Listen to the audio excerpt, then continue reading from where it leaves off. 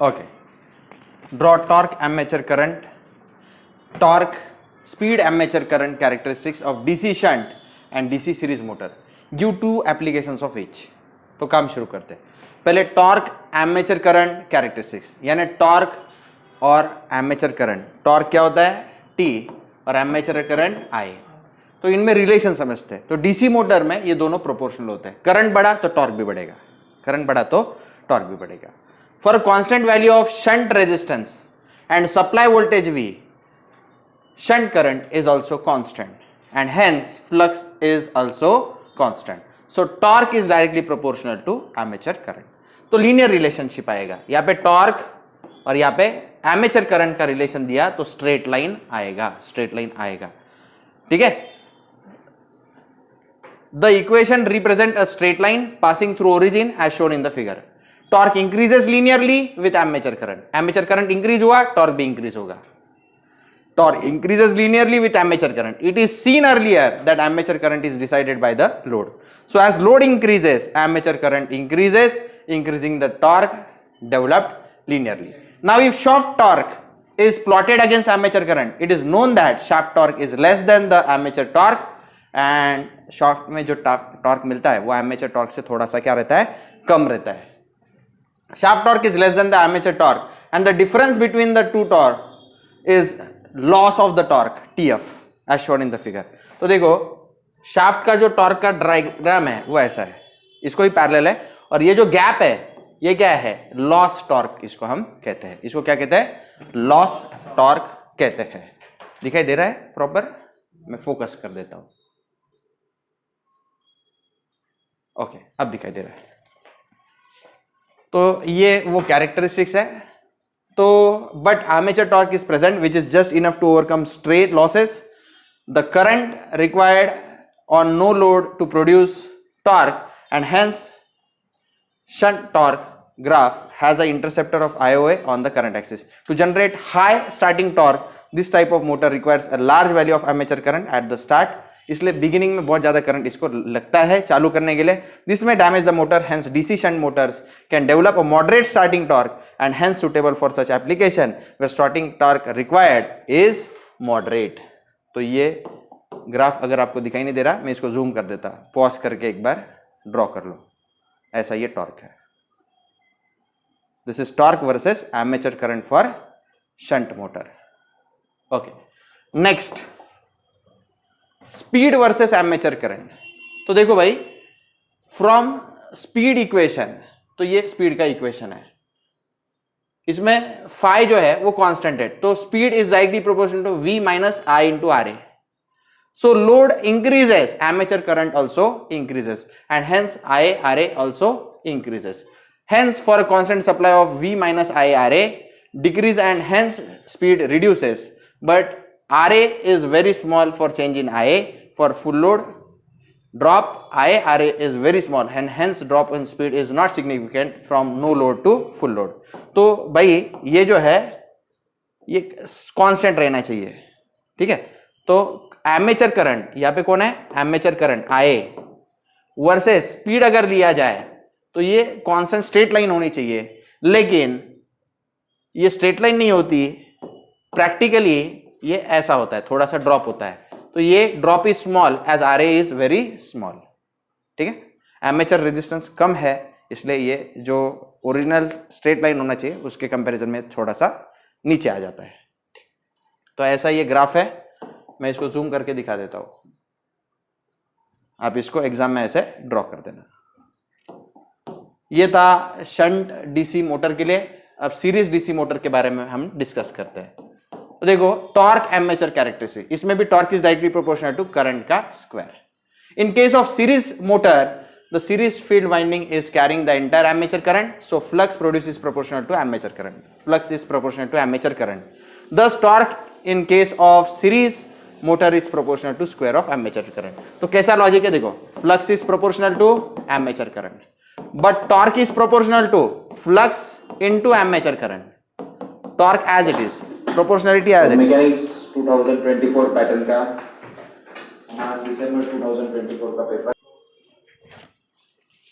तो flux is proportional to armature current, तो यहाँ पे क्या आएगा, फ्लक्स की जगह पे armature current into armature current, तो torque is proportional I into I का स्क्वायर, तो torque is proportional to current का स्क्वायर। ऐसे ये इक्वेशन आपको दिया है, इसलिए यहाँ पे क्या लिखा हुआ है देखो, यहाँ पे इसलिए क्या लिखा है, टॉर्क इज प्रोपोर्शनल टू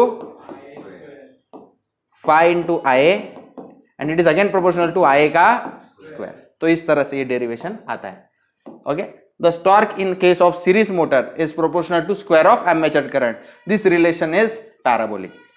ठीक है, पैराबोला की तरह इसका ग्राफ आएगा, ग्राफ मैं आपको दिखाता हूं, देखो ये ऐसा है, जीरो से लेके कहां तक है, ये देखो torque is proportional to I square, लेकिन थोड़े देर के बाद पॉइंट ऑफ सैचुरेशन के बाद it is directly proportional to current. ठीक है, ये एक्चुअल है, सॉरी ये जो है ये किसके लिए है, एमेचर वाइंडिंग के लिए है, लेकिन शाफ्ट के लिए थोड़ा सा लॉसेस होता है, टॉर्क में लॉस होता है, ये लॉस है, टीएफ मतलब टॉर्क लॉस। तो शाफ्ट में ऐसा नहीं दिखाई देता, इसका पैरेलल आप ऐसे बनाओ, ये टॉर्क फॉर शाफ्ट है, ये टॉर्क फॉर एमेचर है। तो इस तरह से ये कर्व आपको नजर आता है, इनिशियली पैराबोला और बाद में लीनियर होता है सीरीज मोटर के केस में।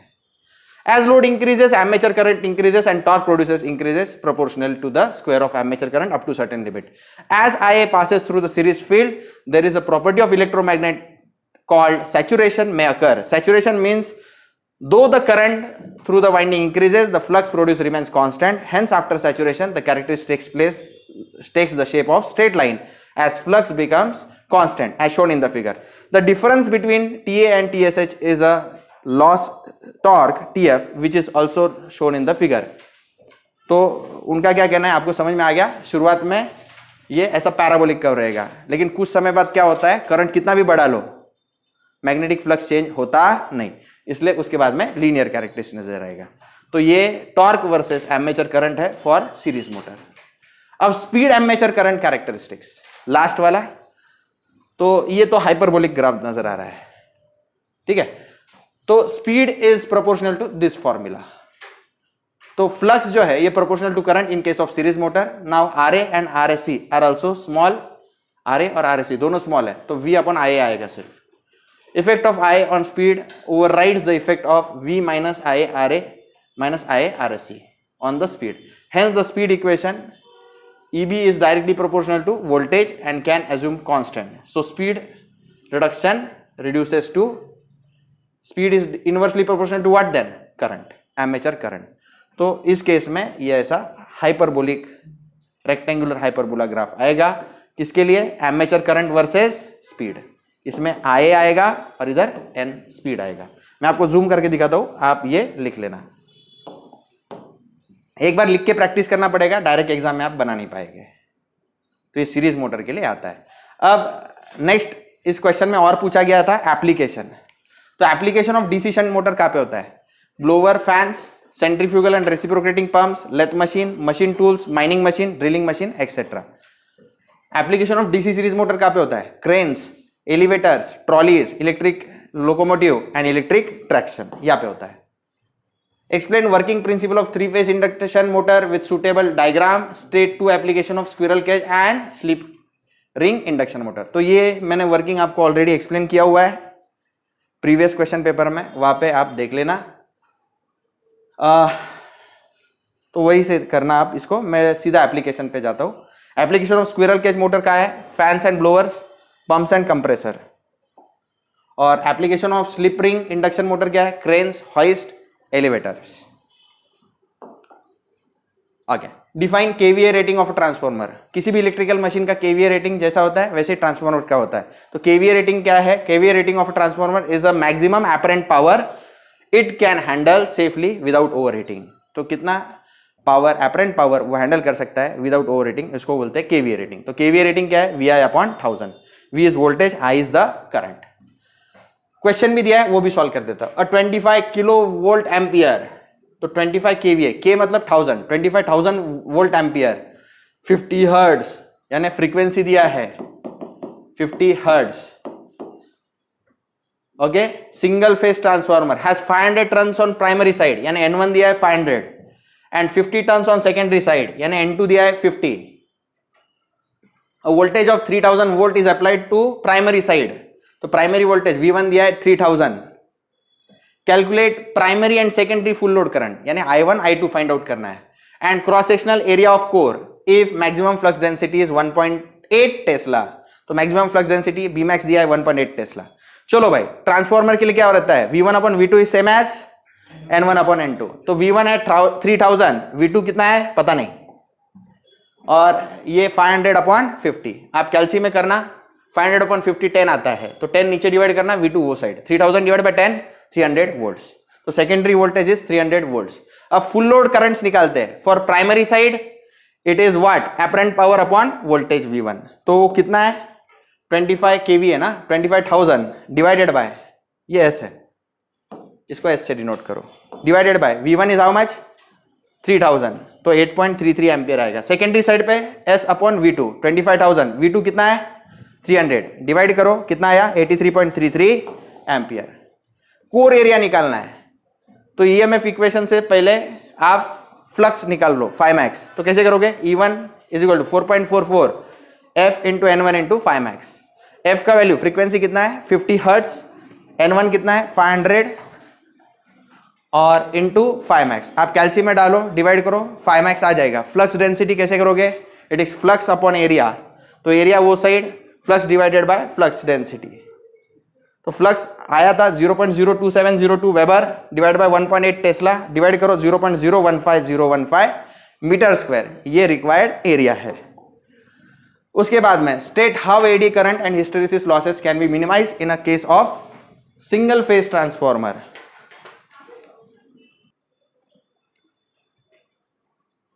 चलो, तो भाई मैंने समझाया eddy current loss, hysteresis loss, पिछले क्वेश्चन पेपर में समझाया, ट्यूशन में भी समझाया हुआ है.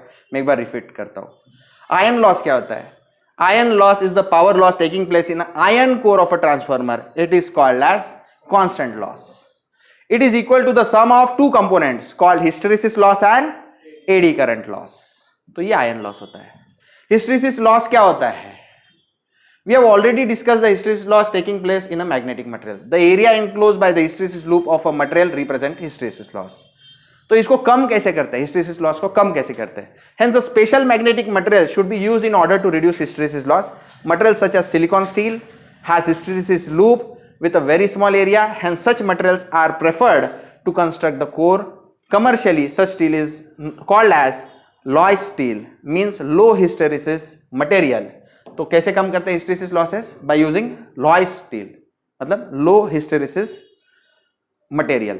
This hysteresis loss is frequency depends as we increase the frequency of operation. This is loss will increase proportionality. Hysteresis loss का ये फॉर्मूला है KH BM raised to 1.67 FV, where KH is constant, hysteresis constant. Eddy current losses से कम करते हैं.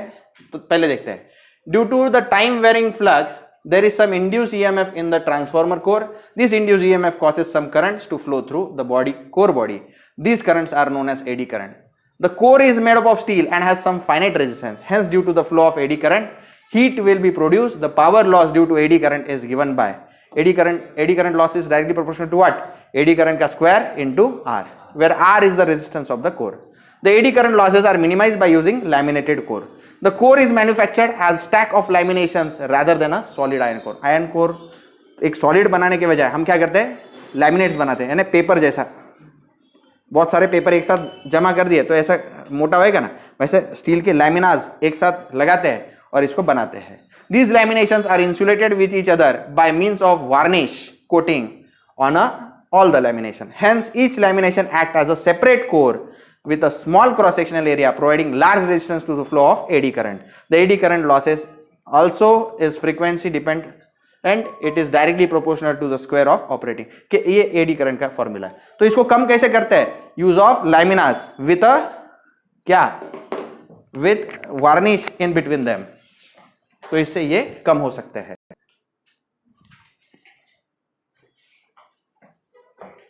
तो इस तरह से हिस्टेरिसिस लॉस कैसे कम करते हैं वो भी हमने सीखा, और एडी करंट लॉसेस कैसे कम करते हैं वो भी सीखा. हिस्टेरिसिस लॉस कम करने हैं तो मटेरियल कौन सा यूज करो? लॉय स्टील. ठीक है, लो हिस्टेरेसिस स्टील। और इसका एडी करंट लॉस कम करना है तो क्या करो, कोर कैसे बनाओ, लैमिनास को वार्निश से पेंट करो और चिपकाओ, ऐसे ये कम होता है। न्यूमेरिकल दिया था, न्यूमेरिकल आसान है, फॉर्मूला यूज करो, आंसर निकालो। न्यूमेरिकल क्या था, 150 kVA 11,000 volt 230 volt 50 hertz single phase transformer has iron loss of 1400 watt and full load copper loss of 1600 watt. Calculate the efficiency of transformer for full load 0.707 power factor and for half load 0.8 power factor. तो कैसा है ये, full load के लिए कैसे करेंगे, KVA into 1000 into cos phi into 100 upon KVA into 1000 into cos phi plus iron loss plus copper loss at full load. तो KVA का वैल्यू 150 क्वेश्चन में दिया है, 1000 cos phi का वैल्यू शुरुआत में 0.707 लेना है into क्या है 100 और नीचे KVA 150 1000 cos phi का 0.707, आयरन लॉस दिया है क्वेश्चन में 1400, copper loss for full load is 1600, ये कैल्शियम में डालो 97.24% आ जाएगा। Next percentage efficiency at half load and power factor 0.5। Half load के लिए सिर्फ यहाँ पे क्या ऐड करो 0.5 KVA 1000 into cos phi into 100, 0.5 KVA 1000 into cos phi plus iron loss PI और हाफ लोड होने के कारण 0.5 का क्या कर रहे हैं square into copper loss at full load. तो 0.5 KVA रेटिंग है 150, 1000 से मल्टीप्लाई करो, cos phi कितना है 0.8, 0.5 as it is, KVA rating 150 दिया है, 1000 cos phi का वैल्यू 0.8, आयरन लॉस 1400, 0.5 का स्क्वायर, कॉपर लॉस 1600, ये कैल्शियम में पुट करोगे तो आपको 97.08% आ जाएगा।